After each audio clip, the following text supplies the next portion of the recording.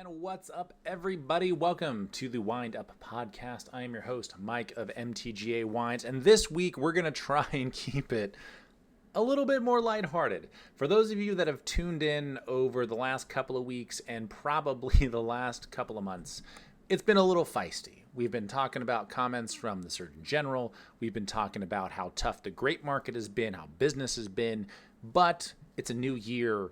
It's a new us. Not really. It's the same us, but we're going to try and make a little bit of a pivot this week and talk about something a little bit different. Before we get too far into it, as usual, we have a couple of quick announcements before we get into the thick of things. First and foremost, as always, thank you all so much for continuing to follow, like, share, subscribe to the show. Please continue to do so.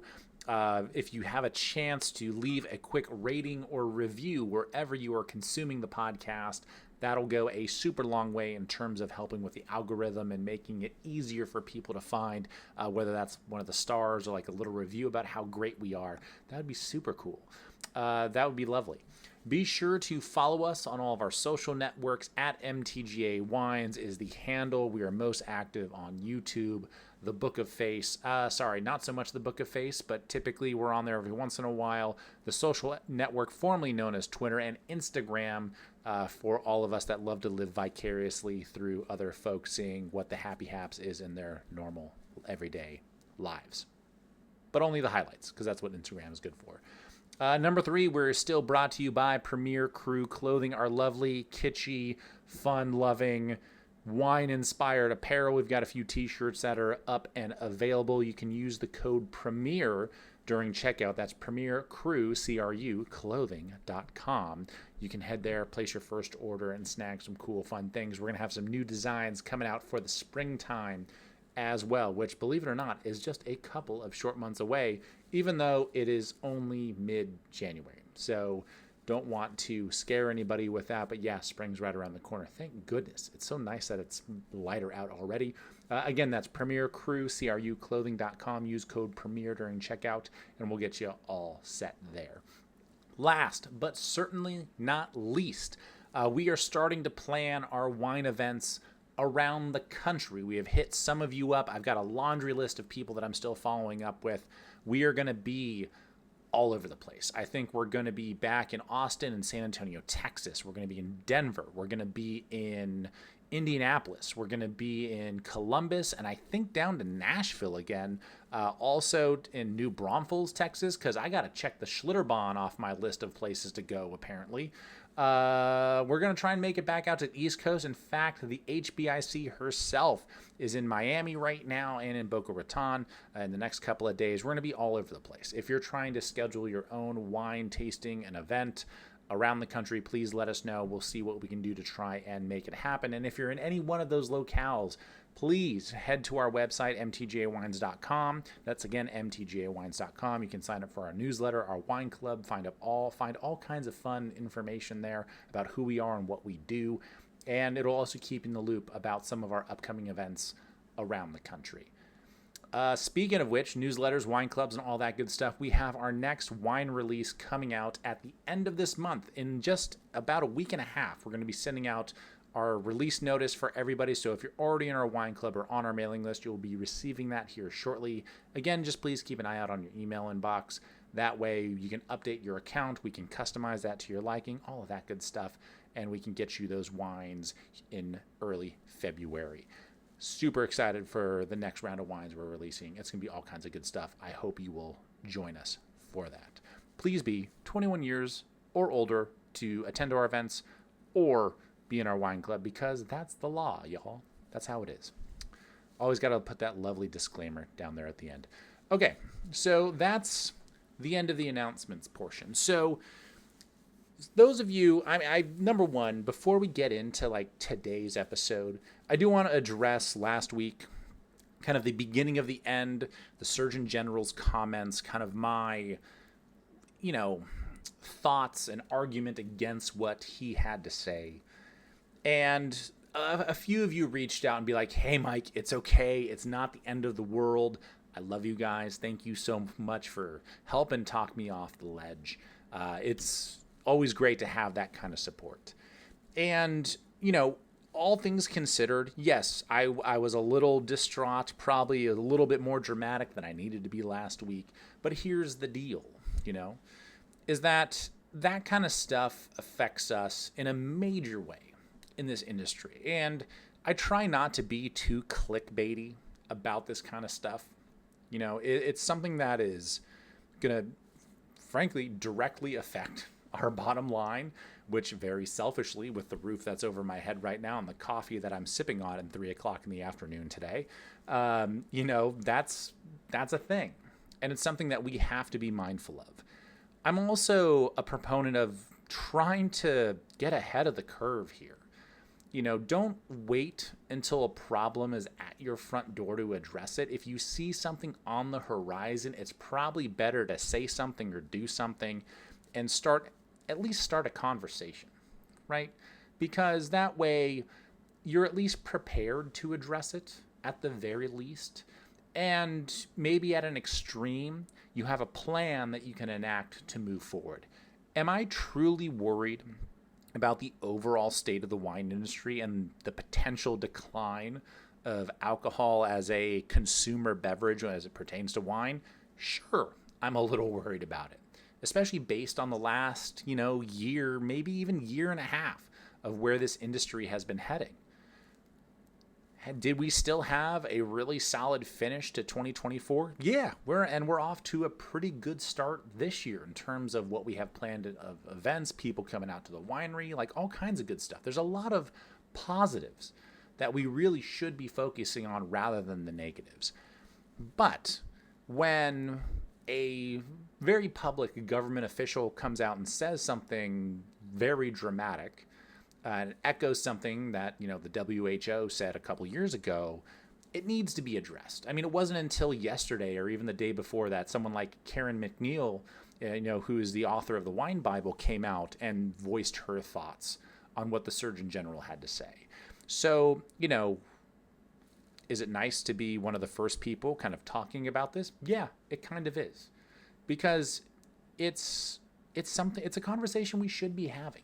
This is something that I've been, harping on for almost the 2 years that we've been doing this show, is transparency and openness and trying to have an open dialogue with people about the world of wine, hospitality, and how it integrates into your day-to-day life. Can I be a little dramatic? Sure. That's largely because this is meant to be, educational, but also for entertainment purposes. So I do really appreciate you all reaching out, saying, hey, checking in on me, making sure that I'm doing all right. I promise you things are good. Stressful for sure, as it normally can be when we enter kind of a rocky phase of this industry. But that's like any job. You're going to have your moments where it's a little bit more rough around the edges. It's not always going to be easy. It's not always going to be peas and carrots, as Forrest Gump would love to say. Go together like peas and carrots. So, we got to get through this. And it's going to take more than just us in the industry. It's going to take a lot of you as consumers to also jump in, weigh in, and frankly, voice your opinion. And believe me, the wine industry will do our best to hear what you have to say. And that's my honest to goodness belief, because I still believe, and you're going to be hard pressed to convince me otherwise, that wine is a beautiful part of everyday life, and it is here for your enjoyment. And whether or not you decide to indulge in that enjoyment is 100% up to you. And these statements made by the Surgeon General will be a factor for some people. In fact, we've already had a good swath of club members cancel because they're trying to look out for their health over the last week since those statements were made and since we released that show. It is the way it is. It is already affecting our bottom line. So we're going to talk about it. We're going to continue to talk about it. Am I going to sound like I'm going off the deep end from time to time? Probably. For that, I apologize. But this is stuff that was really meant to be a part of this show. And we're going to continue to try and address a lot of this stuff, because it's not just affecting us, it's affecting our industry and many of our lives and livelihood as a whole. Whether you're someone out here in Napa like us, whether you're in Oregon, Washington, Texas, Europe, it doesn't matter. Whether you're just a wine drinker that enjoys a glass of wine every once in a while, this is stuff that is going to impact us in some way, shape, or form. And it's better to start these conversations early to get ahead of the curve rather than play defense on your heels the whole time. Just ask the Minnesota Vikings, from Monday Night Football. They'll tell you all about that. Go Rams. Anyway, that's all I have to say about that.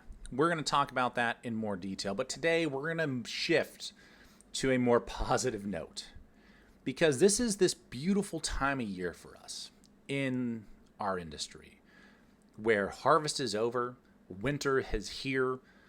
We're finally shaking off a little bit of the hibernation. We're, getting the sleepies out of our eyes, and we're getting back into the world.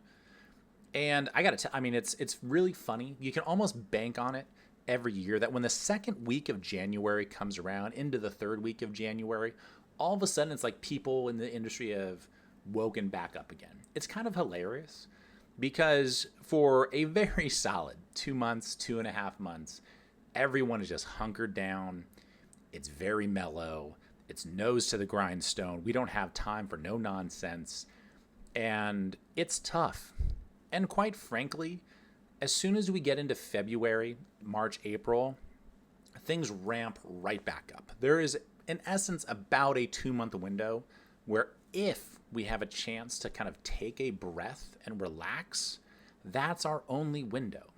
It's not like it comes sporadically throughout the year. There might be a time during the summer, early summer, where we can take a little time off. But even then, we kind of hunker back down and shelter ourselves because we know that the madness of bottling and harvest and all this other stuff is coming right down the pipeline. So there are very few times throughout a year where winemakers, cellar folks, vineyard managers, all this kind of stuff can take a deep breath and just relax. And that is one of the beautiful moments that we're at right now. And that's what I want to get into today. And I brought a little bit of homework with me. For those of you that are watching on YouTube, again, that's our YouTube channel, MTGA Wine, at MTGA Wines. What you'll see here is a lovely spreadsheet that I'm kind of holding up to the camera. And it's a barrel tasting that we did today over at Pine Ridge Vineyards, owned by Crimson Wine Group. This is something that they've been doing for 10 years now. This was the first time I've actually ever been invited to it. I actually didn't even know it existed until I randomly got an email and was like, hey, we're doing this barrel trial tasting and we're going to hang out, provide a bunch of barrel samples, and we're just going to go through them and see what you think. There's not going to be any salespeople there. There's not going to be any barrel reps there. It's just going to be 120 winemakers tasting wine, talking shit, talking shop, and getting after it.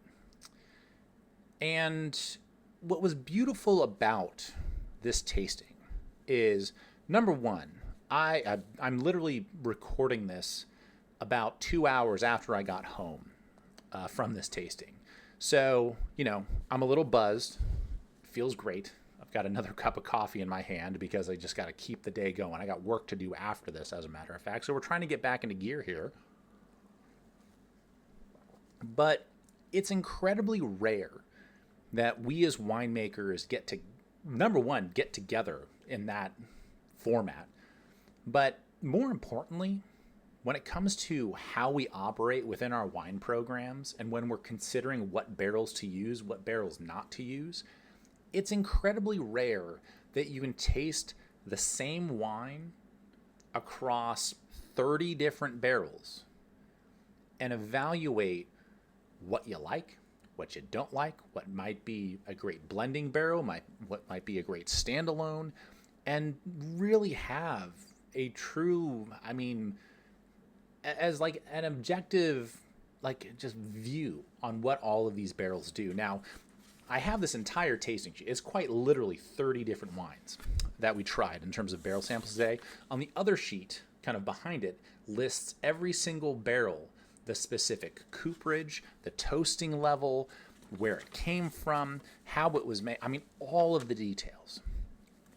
So, and the best part about this, and I mentioned this just a few seconds ago, is that There weren't any barrel reps there. There weren't any salespeople. It's not like anyone put this together for us to try and sell us what barrels they have available. This is just a bunch of winemakers getting together to evaluate kind of where we like these barrels and what we feel, what we taste, and how they could potentially integrate into our own programs. Now, this is where, as much, shit as I love to talk about some of the big producers and the kind of quantity versus quality argument that I make on the show all the time. This is where big producers walk so that small producers can run. Because if I'm going to set aside 30 barrels for a barrel trial, that means I'm sacrificing most of an entire vintage, right? Where someone who's big enough and has enough of a single wine to put into all these barrels and say like, hey, let's see how these shake out. It takes a certain volume of wine. For those of you that are keeping track, you're talking about 30 different barrels times 60 gallons, right? So you're talking about a huge volume of wine just to do barrel trials and see how things shake out. Now, I have no doubt that a company like Pine Ridge is going to be able to integrate these 30 barrels like in some way, shape, or form across their wine program because they're large enough to be able to do something like that.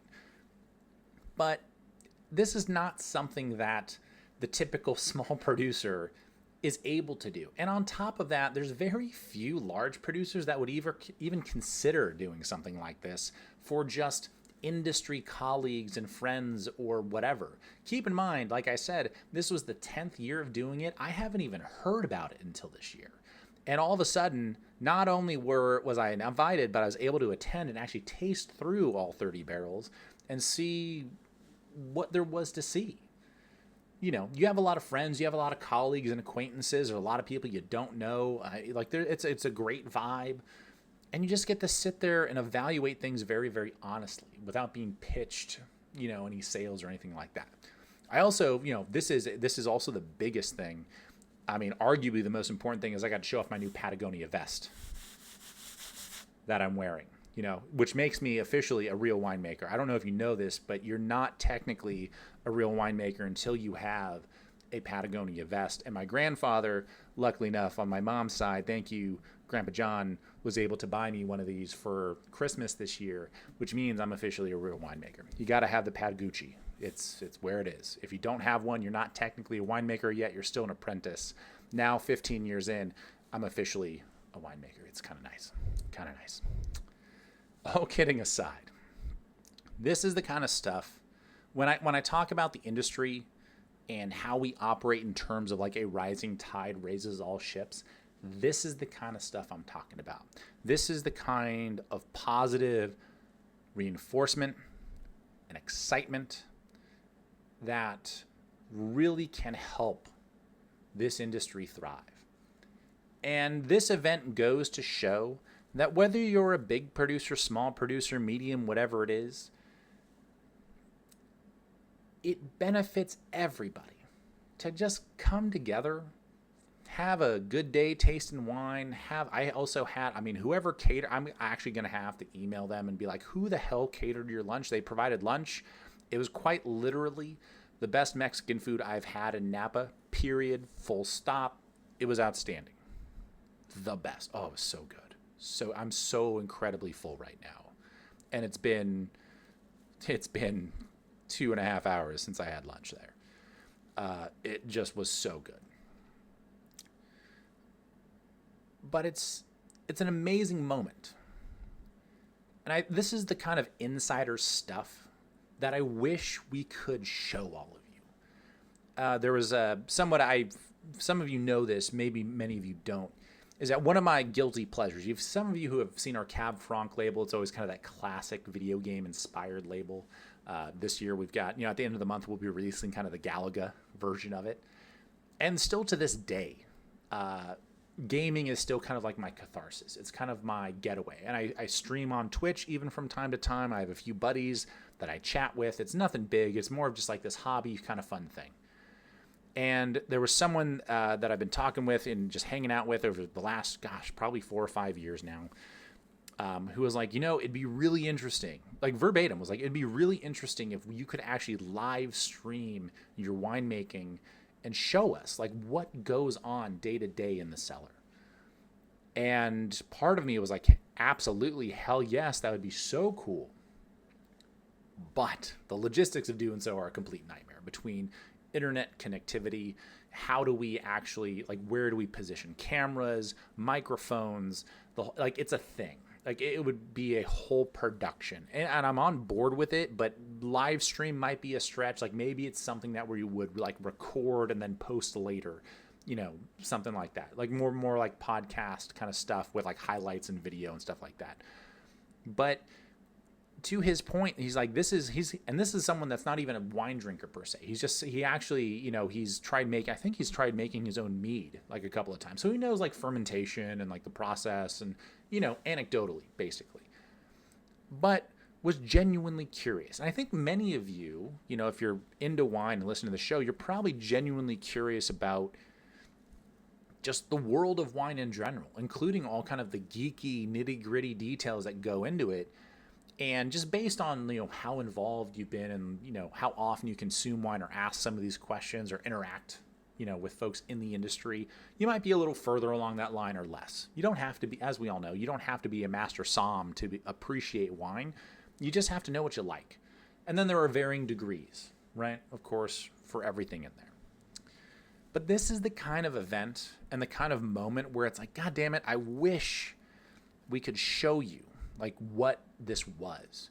And not only can we show you just the scene of 120 people kind of crammed into an artery of a cave with 30 samples. There are 4 tables. Each table had samples that were just through the letters of the alphabet and went from A to Z, and then we had like AA, AB, AC, and then like the neutral one, which was like the neutral was the control. Like, here's this wine just in a neutral barrel on its own, no new oak, right?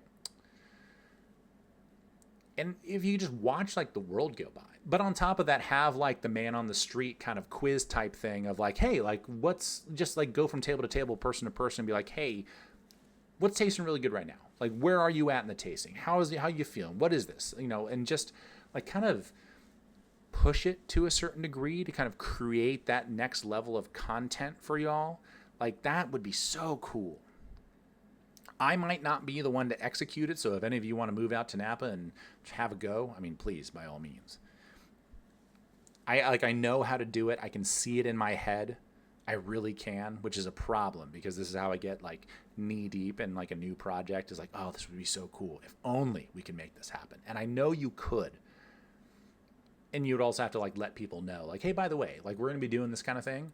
We would love you to be a part of it. If you don't want to, like here's a sticker or a name badge you can put on your vest. And if it's red, we just won't talk to you. If it's green, you can expect a microphone to be in your face in some way, shape, or form. But it's just to sit there and talk with people that you've never met before, some, old friends and colleagues, and just talk shop. Like it's so honest. It's so authentic. All of us it was pretty funny. I mean, all of us were still very much in that like, holy shit, like I haven't seen you in months. I haven't seen you since last summer. Maybe I saw you over the holidays, like going out for a drink with the family or something like that. But man, like it's just, this is the one time that we have like a little bit of free time, almost collectively as an entire group, that we can like get away and do things. And it just so happened that 120 of us could make it on this specific day to do this tasting and hang out, try some cool wines, eat some good food, and like just hang out and talk shop. This is the kind of like truly authentic, amazing things that this industry has to offer that I wish we could actually show you. And I hate the fact that you kind of have to take our word for it, because this is what keeps this industry going. Like at its core, if people didn't like this industry and didn't like what they do, wine wouldn't be made. It is an absolute shit show to be in the wine industry, to run a wine business, to try and sell your wine, to try and put wine in front of people or distributors and make the world go round and actually make a living at this. It is outrageously difficult. I cannot stress that enough. But when you have events like this that bring all of those crazy individuals like us together so we can commiserate and just talk shop like this, you feel lighter, you feel happier, you feel excited. It's an amazing thing. And I'm hoping that some of this is somewhat like palpable for you as you listen to the show today, because these are those high points in winemaking and in hospitality and in the industry that keep us going. And some of this also, of course, incorporates you all when we're doing events, out on the road, when we get to see you kind of in your own, neck of the woods, when you come out to the valley and we get to catch up and hang out and talk shop. And these are the amazing conversations and relationships that we get to build that frankly convince us that what we're doing is worth it. Period. This industry sucks a lot of the time. It really can. But the beauty that we find through the struggles we go through to make these wine projects happen and to make these bottles end up on your kitchen table at some point in the future, that's what keeps us going. This was an amazing experience. And man, there were some good barrels in here. Let's talk about the barrels for a hot second. Number one, I'm very happy. The first barrel that was on this list, the Gamba G7 barrel, I don't even know if you can read this if you're watching the video, but the Gamba G7 barrel, that was literally the first wine on the list. For those of you that have had our single barrel Merlot, that's the barrel we use. It's quite literally one of my favorite barrels in the world. In fact, the third barrel on the list, the Sylvain Grand Reserve, also right there. There were a couple of barrels on this that I was like, man, I've always been a big fan of those. We don't use them currently, but man, they're just good. There were a couple of new ones on the list as well that were really, really solid. By the way, my French is terrible, so I'm going to butcher some of these names as we talk about it. But the Quinaissance, the Fleur de Quinaissance, always very, very solid. We had the Truil Expression. I was very surprised by that, actually. The Tonelleria, oh my God, I completely butchered that. Tonelleria Nationale Fontainebleau, very, very good. The Zenith barrel was very solid. Some Center of France barrels. The Radu, I wasn't a huge fan of. Hermitage, not necessarily a huge fan of. What's funny is like the Sylvain Grand Reserve barrel was clicking on all cylinders today, but like their normal reserve barrel, not my favorite. Like it doesn't click for me for some reason. Let's see, what were the ones that I didn't like? Lagrange, I've heard like great things about those barrels, and they just didn't click today. Like no hate, no harm, no foul. It just was like edgy. It seemed like it's funny that it was French oak, but it really tasted like green and kind of edgy and vanilla-y. I really thought it was American oak off the top of my head. It just was very, very surprising. Where was the Terranceau barrel, actually? Oh, the Terranceau I wasn't a huge fan of. That's actually kind of surprising. What did I not like about that? Oh, that's right. This was like the really jammy lot. It was like the same, like for some reason this wine was like super jammy and rich. It was very like Zinfandel-esque coming out of that barrel. The acid was fine, but it was just like, it seemed, I don't know. It was too jammy for me. What else did we really like? There was this Epicure fine, extra fine blend from the Medoc. Like that was a barrel that I was like, I don't really know, like really good potential, but shoot, I don't really know where I'd put that or how we would use it. It's definitely like a component, but maybe not a standalone kind of like single barrel kind of thing. Let's see what else was on here. We talked about Gamba Truil. We talked about Quinaissance. I think that pretty much covers the highlights for what we kind of liked and didn't like. I mean, the beautiful thing about this tasting and going through 30 different brand new barrels over the course of like an hour and a half was that we found that there were a lot of barrels that were like fine. Like these are good. We could certainly use this barrel, but you could almost like plug and play anything. There were a lot of barrels that were like Swiss Army knives, which was actually kind of cool because it was, if you're switching vineyards or you're not really sure which direction you want to go, there were a lot of barrels that were, frankly, very, very similar and kind of accentuated the same things. And you're like, I could throw any one of these barrels into my production and they're not going to shake, they're not going to rock the boat. They're going to be very even keeled, very easy going. There were a handful of barrels that I mentioned, like some of them that I didn't like, that just like stood out because they were too edgy. They accentuated the tannin too much or the jamminess too much. And they just, you're like, this is potentially a good component, but even then, like it just kind of goes really hard in a direction. And I don't see how that necessarily for like us incorporates into a grander blend. And then the really great barrels that I highlighted that I really loved, those were the barrels that were like, okay, I taste the oak, I understand the influence it's having on the wine, but it's not a dominating thing. It's this really nice component that adds to the wine. It doesn't take away from the wine. It's a great balancing act. And that's, for me, that's what I look for in a great barrel is I want to, taste the fruit characteristics. I want to taste the grapes. I want to understand those fruit characteristics that it naturally brings to the table. I also want the oak to be there. I don't want it to be completely devoid necessarily. I still want there to be this nice kind of toasty characteristic, but I don't want it to hit me over the head like a 2x4. You know what I mean? I should let you know what wine we were tasting. This was a 2023 Cabernet Sauvignon, so it's been in those barrels for about a year and a half, give or take. The pH was 3.95, so maybe a touch on the higher side, but that makes sense. The TA was 5.5 grams per liter for all you nerds out there. And then the alcohol was 15.5%.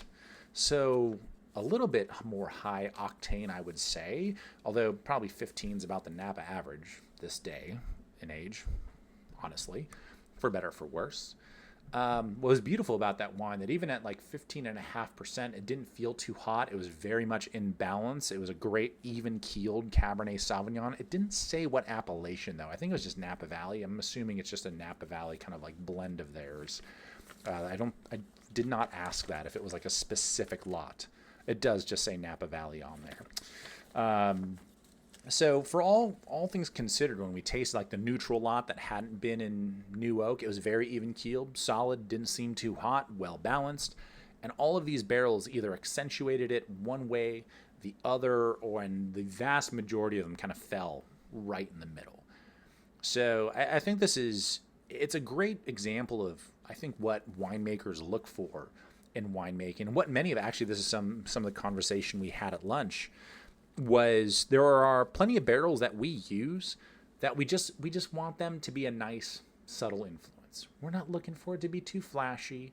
We're not looking for this wine to, knock your socks off necessarily. We want it to be really good. We want you to love it, but we don't need it to come out swinging.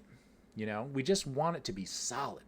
I always equate it, I use this analogy a lot, is that there are certain barrels that I want them to be, in essence, like the diesel engine. Like, just take care of it, keep up on the maintenance, and it's going to run forever.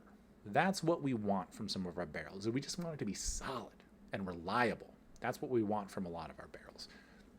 Now, the extremes, obviously, on either end, you want the upside, where it's like you have these barrels that just, for whatever reason, from the vineyard you're sourcing from, with the variety you're working with, they are just beautiful. They just hit on all cylinders.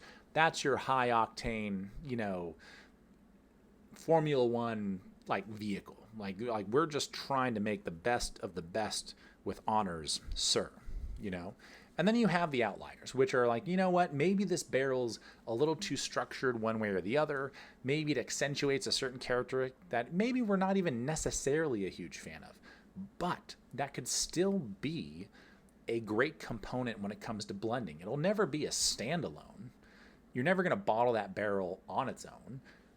But if it makes a really big, tannic, intense wine, you have this fairly fruity, easygoing red, and you need more structure, that barrel can still be a great component.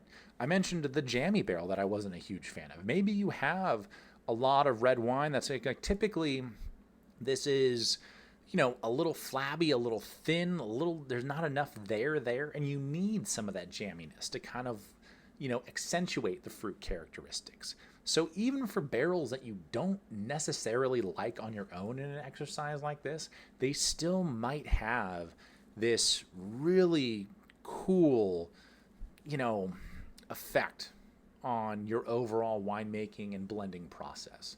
So you can't necessarily taste through 30 barrels like this and say like, oh, these are the barrels we're using, these are the barrels we're not. Because I like this one, I don't like this one.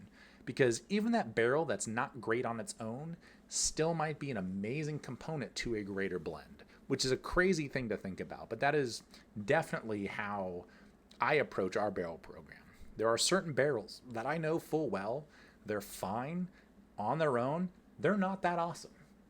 But when I blend that barrel with the rest of our lot, using Cabernet as an example, it's amazing. It's a beautiful component, right? And I think we could say the same thing for, so many. I look at it like anything on your spice rack. If you're going to eat salt by itself, you're like, oh, great, it's salty. Like, that's the way you have to look at barrels. Like, they can be a little one-dimensional sometimes. But if you add salt to a great steak that you're cooking in a cast iron with a little bit of butter and rosemary and garlic, all of a sudden that salt helps accentuate a lot of things. So it can be greater than the sum of its parts, right? So that's really the way you have to look at a lot of these barrels, and kind of a lot of even some of the opinions I had about where some of these barrels were, what I tasted, what I liked, what I didn't like, is that even if you love them, it still might not be great for your program.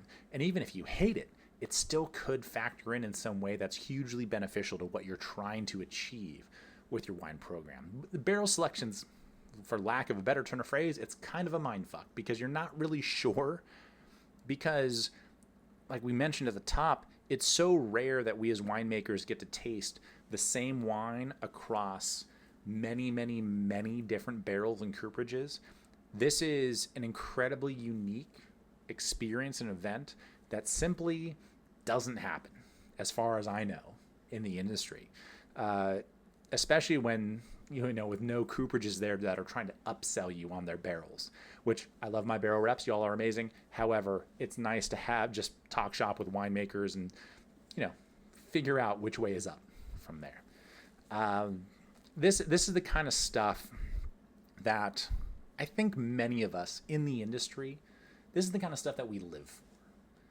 We love hanging out with you all. We love slinging wine, late nights, barbecuing, doing dinners at country clubs, having you out to our caves or our tasting rooms and talking shop and carrying on and just having good times. You combine that with moments like this, that is what makes our world go round. It really, really does. It's incredibly important. This, frankly, could not have come at a better point. Given the very rough start that we've apparently decided to have this year between fire seasons in California, between surgeon generals, between all kinds of other stuff, whatever, pick your poison, right? But this is the kind of stuff where you get to kind of take a step back, relax, and just enjoy what you do for what it is, and not have to think too hard about it, other than the kind of creative, artistic aspect that you have in your own head as a winemaker and where you want your program to go. You get to kind of zero in on that and why you do what you do and the love you have for the game that is winemaking. It's an amazing, amazing thing. And damn it, we're going to find some sort of way. I promise you, in some way, shape, or form, we're going to find a way to hopefully bring many of you with us on this journey in some way, shape, or form. Whether that's, live streaming cellar work or harvest work, just having more conversations like this on podcasts and things of that nature. I think this is the kind of stuff that's going to go a very long way. And shoot, I'm here for it.